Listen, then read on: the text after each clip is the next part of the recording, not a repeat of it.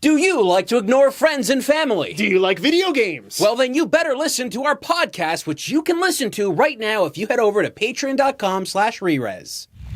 Soulja Boy announced a brand new video game console called the SouljaGame Fuze. Yeah, but we already talked about that. Yes, but this time we've got one. Oh! Yeah, we're about to take a look at a whole bunch of exclusive video game footage from a console that isn't even out yet. Hot take! Isn't even out yet. Actually, it has been out, and it's been out for a very long time. Yes, we do, in fact, have one, and we showed it off. Yeah. Yes, the console's been out since 2016. Yes. We got our hands on this console because of a good friend of the show. Yes, one of the viewers named Brian, who actually owns this system. He went to China himself and picked it up a while ago. Well, he loaned had it to the us. forethought. Yeah. to go to China specifically for this video to help us out. Thank you, Brian. Yeah, so like he didn't know Soulja Boy was going to be releasing these things, but let's be fair, a couple years ago there was a lot of news about this system. I was actually quite aware of it at the time because I was paying attention to it being announced by Forbes and a bunch of other places. It was being shown off at E3. I believe it was around 2015 or 2016. The reason why this was being shown off around that time was because there was a console ban that was lifted in China in 2015. So, and then I believe this came out shortly thereafter because the creators of the Fuze were like, well, the market's probably going to start becoming flooded with the other big boys, Nintendo, Sony, and Microsoft. So we're going to get in there with our console. Yeah. So the people at Fuze made the Fuze. So what's happened, if you don't know, and we're going to get you up to speed a little bit. Soulja Boy is a musician, right? He wanted to release a bunch of knockoff clone systems, and he put his name on them. So here's what he's done. Okay, so he's put onto SouljaWatch.com the Soulja Boy Mini. Yep. It looks like a Game Boy. That is $99 on sale from $133. There's the SouljaGame handheld. And that is a handheld. It looks like the Retro Mini that we have, right? It's a more elongated sort of Game Boy-ish. That's for $113, not on sale. Yes. There's the SouljaGame console, which looks like an Xbox One. Now, we have just released a video on the main Rerez channel. Go to rerez.net and take a look at that one. Yes. That video is 30 minutes long. It's mostly about the Xbox system, which you really should take a look at. You gotta catch it. We dig into all these consoles. It's a cumulative review of Soulja Boy's work. Yeah, I guess. Okay, anyway, the SouljaGame console Xbox is about $160. And then he announced that he was going to do something more serious. Yes. Right? And this is that now we have the Fuze. Yes. Now he's calling it the SouljaGame Fuze. It is this exact model of it's not the exact model, it's the upgrade to this version. Are we assuming it's the upgrade? See, here's the problem, Here's the problem. Okay, Soulja Boy is selling this for $399 on sale from $639. But what did Brian pick this up for? Oh geez, it was for a little over $150 or so. Yeah. These systems have been out on the market for a while. Now look, here's what we assume is going on. There are two Fuze systems. This is the cheaper model, but there is a bit more of an expensive one. Yes. Now the expensive model is kind of specific because it's kind of the same internals. There's not a lot going on different there. Yeah. But there is a bigger hard drive. That's right. And it does something very special. When you take the controller and put it on top of the system sinks down and it starts wirelessly charging. It's actually a really cool console. The middle part stays where it is, and then the sides go down, so the controller can actually rest there. Yeah, we actually have some footage of that too in the commercial that they showed off. Yes. So like this is a really interesting device. Yeah. But we have many buts. So many Boy is not making these. Like he didn't actually invent them. He wasn't involved with it at all. It's very much the same way as everything else that's being placed on Soulja Boy's website. Soulja Boy has been putting up products on his website that are just kind of remarketed products from AliExpress. Headphones and watches. Yes. And now he's into the game console biz as well. So he's saying that these are Soulja Boy game consoles, but they're just in name alone. I don't even know if they're going to go as far as to like brand them specifically with the Soulja Boy name. I have a sneaking suspicion they're not going to. He's probably not because they're coming out relatively fast and he keeps adding systems. But that would take time and that would take money. Yes. And I don't think they're investing either of those into these thoughts. So all those other systems are clone systems. They're knockoffs. knockoffs. They're illegal. There's a whole bunch of bad stuff about them. However, the Fuze system is very different. Yeah, that's why we wanted to talk about it. Yes. So what we're going to do here is we're going to show you a ton of gameplay from the system. And, yes. And like, but let's begin with the controller first, okay? So the controller doesn't suck. No, it very much looks like an Xbox One controller. Yeah, very similar design to an Xbox One. How does it feel to you? So what you're dealing with is kind of like a soft rubber exterior, or a soft plastic exterior. Yes. Soft touch, I think is what they call it. This feels really good in the hands. It's really well laid out. Analog triggers? Very good. The shoulder buttons are very clicky and responsive. All the buttons are very well designed. Everything about this... Are these guys analog? Yes, I think they so, are. right? Everything about this controller is well made. This is just...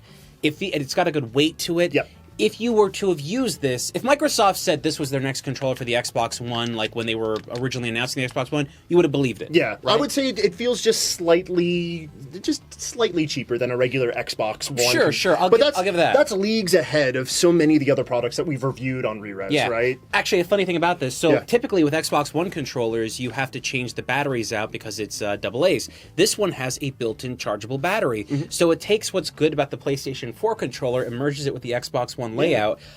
Everything about this. It surpasses them in a sense if you have the Pro version of the Fuze because it's wireless charging, which neither console has. That's pretty crazy. Like, that's a really neat idea, and to see the system itself charge the system like that. Now, the model we have doesn't do that. You have to plug it in through USB, but it is a really cool idea to see stuff like that. I really feel that we should be seeing the next generation of consoles implement that same idea because...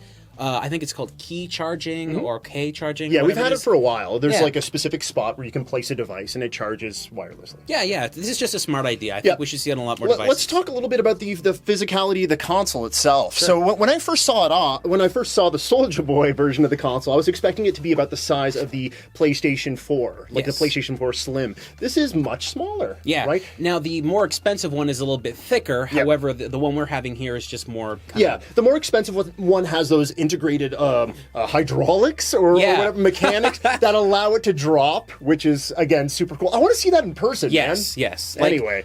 The thing is, even if we were interested in that, and we both are very interested in it. Very much so. We would not get it from Soulja Boy because he's overcharging what they're actually worth. You can get them on AliExpress or a bunch of other websites for a lot cheaper. That's right. I don't think it's as cheap as Brian got this fella for, but yes, comparing the AliExpress price to Soulja Boy's price, I think there's something like $100 difference. Yeah. This control, this console actually has a touch power button on the top, very reminiscent of the PlayStation 3. This is a solid device, okay? From the hardware perspective and all that stuff, you don't have a lot of space in here, but you have enough to download a bunch of games. The controller's good, but the interface is actually pretty nice looking too. Yeah. So what you're seeing here is kind of looks like you were mentioning the PlayStation. layout. As soon as I saw it, I was like, yes, it's very reminiscent of the PlayStation 4. I think what the Fuze guys did was they looked at the other competitors and they said, okay, what are they doing that we like? And they integrated those things into everything, right? Yeah. The hardware, they even surpassed the hardware in some ways, like we discussed. And then the interface, the operating system, smooth. Everything runs pretty well.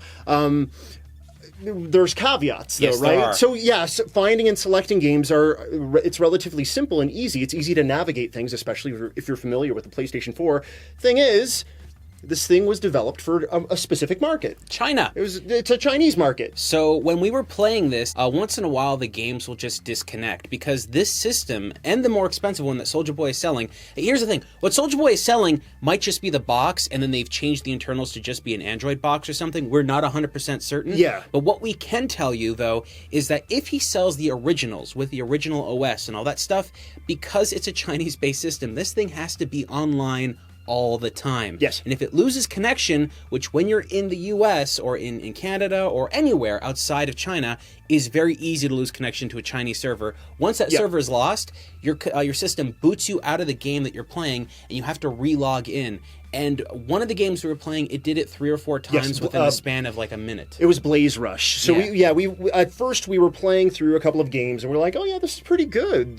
We were having no problems whatsoever. Then we got booted once, and then we played Blaze Rush and we were booted multiple times. Yeah. But yeah, like you were saying, it's... I never actually got to play Blaze Rush. It's a great game. Yeah, if you like like Off-Road, those old style games from the arcade. It's very much like that, but you can't play it. Yeah. Because there's connectivity issues, and yes, I believe that this thing is trying to connect to some servers that are halfway around the world, and you're going to have problems there. So yeah, it's an always online console.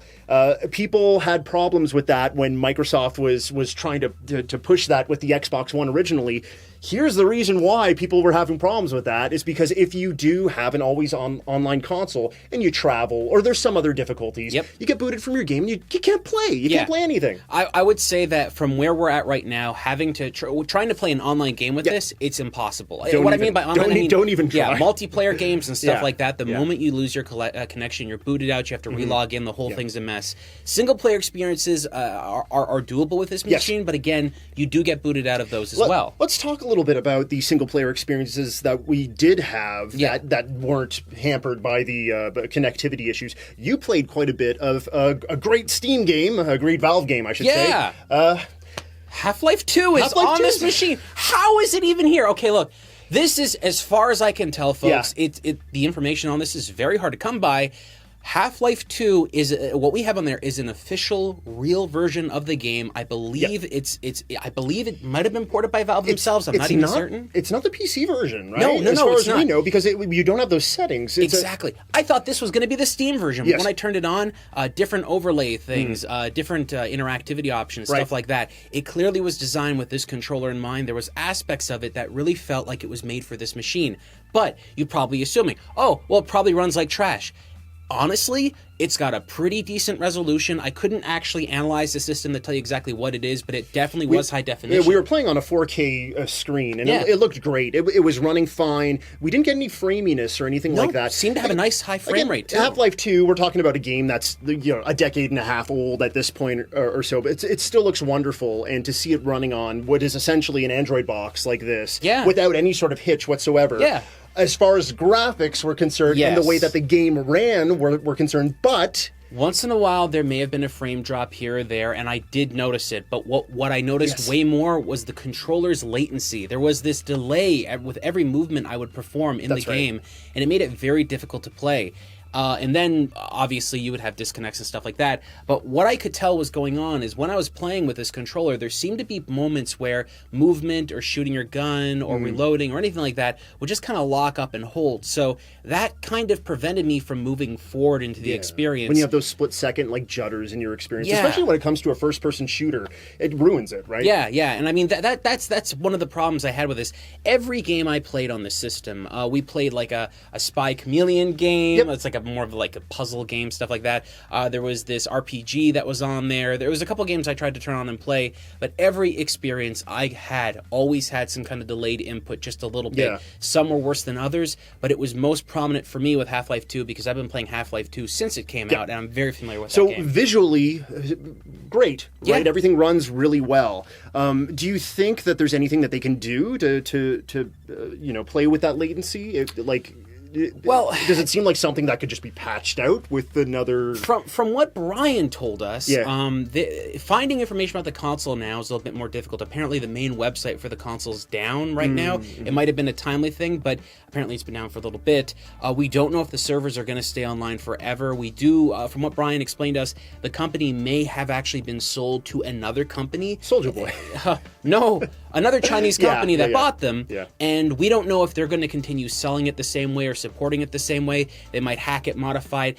There's a reason why Soulja Boy is selling these, by the way. When you go to AliExpress, you can buy bulk of systems. You can buy thousands of them if you want. The more you buy, the cheaper it becomes, right? We're like twins. Yeah, so that's the problem. When you do that, he can sell these to you for an inflated value, and he makes a lot more money out of that. The problem is, we firmly don't believe that Soulja Boy actually turned this system on. We don't believe he has one in his possession, that he played it. If he did, there are key issues here with this system. Now, right off the bat, if you don't know Chinese, guess what, folks? Right. There's a lot about this system that is Chinese reliant. So it was easy for us to jump in and go through the like the main bar that shows off all the games in our library and stuff, and select a game, because you don't need any sort of, you know, the language there. Yes. You just see pictures and you click. You know, you get into Half-Life, you get into Blaze Rush, you try to get into Blaze Rush. Try it, yeah. Right. But when you do want to, let's say, manage your library of games, if you want to go into a store, if you want to go into any of the other functionality in the system,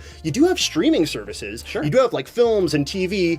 Of course, it's Chinese, the media, but also the languages in Chinese, right? Yeah. So it is extremely problematic. We didn't see any sort of setting where we could switch the language to English. Some things were in English, like Half-Life 2 generally seem to be in English, but other things aren't. It's kind of like the same way if you play a Japanese game or a Korean game. Sometimes there's just a little bit of English here or there, the title of the game, or maybe a prompt. But when it comes to the fine print or descriptions, all in Mandarin. We don't even know if it's Mandarin exactly, but it's, An interesting part about the system, too, is that as far as we can tell, there is no physical media. If you want a game, you have to download it, which, by the way, this is kind of a glimpse into the future of things. We were talking about an Xbox One system coming out that is not going to have a disk drive or anything. It's going to be download only. It could be like this. Right? This is very close to that ideology. And there's a lot here to like, by the way, folks, but look, because of the limitations of the system, that really is the big problem. There isn't any kind of like card reader or anything. Like no. you can upgrade the internal storage. Yes, yes. Was that for the smaller guy and for the? Yeah, both of them can be upgraded if you want, but the big one has a hard drive built into it. So, and like you said, there's no physical media and there's no like slot for any sort of. Not that, as far as I can tell. Problem is, folks, with systems like this. They're neat. They're cool. There's aspects of it that I really enjoy. But having played it, I could not recommend anyone pick one of these up outside of China, because you're going to be dealing with tons and tons of issues. Look, you're going to have to buy games from a Chinese website built into this console. I do not know how that's going to happen, right? We lucked out in that Brian was able to get some of the games onto the system itself. We don't know what's going to be on there as soon as you power this up for the first time. Yes. Are you going to have a few demos there for you to play? Is it going to be nothing? Do you have to learn another language or get someone else to help you? The specs on this system are pretty close to what you'd see within a PlayStation 3 and an Xbox 360. Yeah. There were some games on there that we saw there. There might have been a couple that were exclusive to China. Yeah. But in general, a lot of them were Android games. What wasn't an Android game, there's a Dynasty Warriors game Dynasty on here, Warriors by the way. is there. We couldn't start it up because to actually download the game, the warning it told us was it was going to take a full solid day to download, and we have a very fast internet connection here. Again, this is the problem that we're talking about with servers being halfway across the world. If this thing's coming to North America, they have to be implementing a lot of time and money into the background of the system, the operating system, servers, and everything like that. I don't think Soulja Boy is working on a server farm for the Fuze. It seems like he's dishing out these consoles. Next week, we'll probably get 2 more, and then we'll get another message from him that says, hey, I sold 3 million more consoles, and I don't know. It's what it is. It's the system itself is a very cool console. However, the stuff that it's built on, I believe what you're dealing with in here is something closer to a Switch, but like a couple downgrades beneath it. It's got better, it seems to have better or equal graphics to a PlayStation 3 or Xbox 360, so just get one of those. If you're in North America, if you're in Europe, if you're anywhere else, it's going to be easier for you to get one of those systems and actually use those systems, or even get a modern system, because the price he's charging here is ridiculous. That brings up a great point. Sorry to cut you off. Is that this console is from 2016. We're hearing that it may not be supported in the future. You can get a PS3, you can get an Xbox 360 and play probably a lot of the titles that are coming out on this. We don't know that there's any plans to have more media placed onto this thing. Did we see like an Android store, like there was a store where you could download things. However, it was not. From what I can tell, it's not like a Google Play store or something like that. It's its own thing. Yeah, there's no support. Well, there's ways to download stuff onto it, right? But like I said, everything is in Chinese, so it causes issues unless you can understand the language and you live within the Chinese region. There's going to be, or the region of China. Yes. There's going to be issues there with that. So what you need to basically think about with this system, and Soulja Boy, if you're watching, and I know you are, you really probably should be looking at a way to sell a system. Like, you could sell an Android console and put your name on it, and that's fine, and maybe that's what you're doing here. but the price you're charging for this exceeds the value of what it is. I have seen Android boxes that are capable of playing many of these games quite easily, and that's really what it should be. This system is interesting. It's cool. There's aspects of it that are great, but for everyone outside of the region of China, I just don't see it ever being possible that they're going to enjoy it. I think it is a very positive experience for that bubble, for that area. If we were within that region playing this console, I'm sure we'd have a pretty good time. Latency issues might still be a thing, but from what we saw, this hardware is great. And the UI, the operating system there, all the games and stuff, things work. But those connectivity issues are a barrier here. It's almost like the Chinese Ouya. You know what I mean? Don't like, but you know, because this is so much better than but like the Ouya's, it's a doorstop holding up the door over there. Yeah, I know we use it for that. That's my Ouya. That's my day one Ouya. This system had so much promise at the time, but the company doesn't really exist in the same way it used to. They were called Fuze Entertainment. This is apparently the Fuze F1. I believe they put a lot of time and effort into it, and you can clearly tell it's just there's no future there, and he's reselling things that they can't sell anymore. So I don't think this is a smart idea for Soulja Boy. I don't really think people should be picking this up, especially at the price. If you really want to pick it up, folks, go online, go find it somewhere, and get it that way. I'll give you a website, AliExpress. Go to AliExpress and type in Fuze, and then you'll be paying far less than Soulja Boy's paying for a product that probably won't work in your home. Oh, you're likely going to find it on eBay, too. Someone's selling a used version that could even be even cheaper. But, folks, what do you think? Are you interested in this Fuze system? Do you think Soulja Boy has a case to release this over here? If you are, I have an Ouya I want to sell you. Yeah.